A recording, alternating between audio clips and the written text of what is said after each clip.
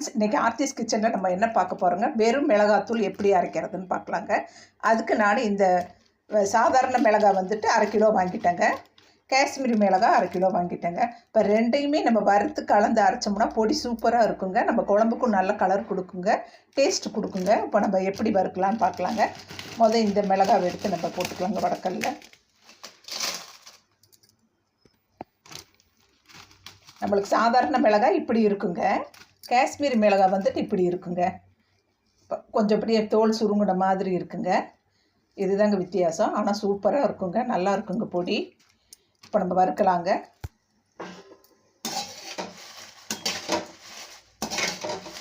நல்லா மிளகாய் வறுத்துட்டுங்க நல்ல வெயிலில் வச்சிடணுங்க.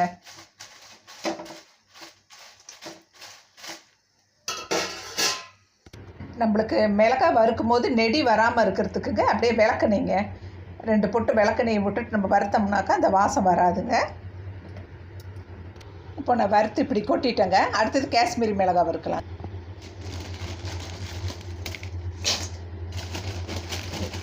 நல்லா இது நம்ம மிளகாய் தூளுக்கு நல்ல கலர் கொடுக்குங்க. இதையும் அப்படியே நல்லா வறுத்துக்கலாங்க. இதுக்கு நம்ம விளக்கெண்ணெய் ஊற்ற வேண்டியது இல்லைங்க, இதில் காரம் இருக்காது. நம்ம கலருக்கு வேண்டிதாங்க இது சேர்க்கறது. நம்ம ஃபுட் கலர்லாம் வேறு கலர் பொடியெல்லாம் சேர்த்தக்கூடாதுங்க. காஷ்மீர் மிளகாய் நேச்சுரல் கலர் கிடைக்குங்க. இதையும் வறுத்து நம்ம கொட்டிக்கலாங்க. இப்போ காஷ்மீர் மிளகாவும் நல்லா வறுத்துட்டேங்க. இப்போ இதை எல்லாத்தையும் வறுத்துட்டு கொண்டு போய் வெயிலில் வைக்கலாங்க. பாருங்கள், வறுத்து இப்படி தனியாக போட்டிருக்கேங்க. நம்ம அரைக்க கொடுக்கும்போது 2 மிளகாவையும் கலக்கி கொடுத்துடணுங்க. அப்போ தாங்க வெறும் மிளகாத்தூள் சூப்பராக இருக்குங்க, நல்லா இருக்குங்க. நம்ம புளி குழம்புக்கு போட்டுக்கலாம், மட்டன் குழம்புக்கு போட்டுக்கலாம், சாம்பார் போட்டுக்கலாம், நல்ல பொரியலுக்கு, சில்லி சிக்கனுக்கு எல்லாத்துக்குமே இதை நம்ம பண்ணிக்கலாங்க. கடையில் வாங்கி யூஸ் பண்ணுறது. போன மிளகாவை வந்து அரைச்சிட்டு வந்துட்டேங்க. நம்ம காஷ்மீரி மிளகாய் 1/2 கிலோ, நார்மல் மிளகாய் 1/2 கிலோ போட்டிருக்கோங்க. பவுட்ரு பாருங்கள் எப்படி சிகப்பாக இருக்குது பாருங்கள், சூப்பராக இருக்குங்க. இப்படி பேப்பரில் கொட்டி அரைச்சிட்டு வந்த உடனே ஆற வச்சுட்டு தான் நம்ம பாக்ஸில் போட்டு வைக்கணுங்க. இது வந்துட்டு நல்லா நம்ம சில்லி சிக்கனுக்கு, வறுவல், வாழைக்காய் வறுவல், பொரியலுக்கு எல்லாத்துக்கும் போட்டுக்கலாங்க. நல்லா கலரும் கொடுக்குங்க. காரம் வந்து நம்மளுக்கு ரொம்ப ஜாஸ்தியாக இருக்காமல் ஈவனாக இருக்குங்க. அதனால் வீட்டில் இப்படி பொடி பண்ணி வச்சுக்கிறது ரொம்ப பெஸ்ட்டுங்க.